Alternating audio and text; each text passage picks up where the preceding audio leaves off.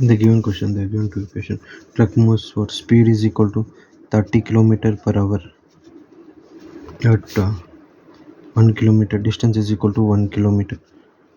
What is the time? Time is equal to distance by speed. Notice this 1 by 30. 1 by 30 is the time here.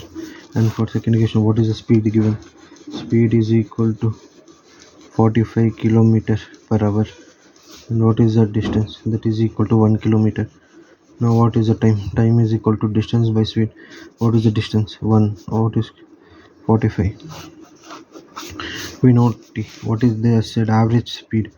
Average speed is equal to total distance by total time taken. What is total distance? That is 1 kilometer here, 1 kilometer here. So 1 plus 1, that is 2 kilometer by. What is total time? 1 by 30 plus 1 by 45. 1 by 30 plus 1 by 45. 30 45 LCM 90. So 290 if we take here. 45 2 plus 3. So 2 into 90 by 5. If we solve this, the answer is 36 kilometer per hour average speed.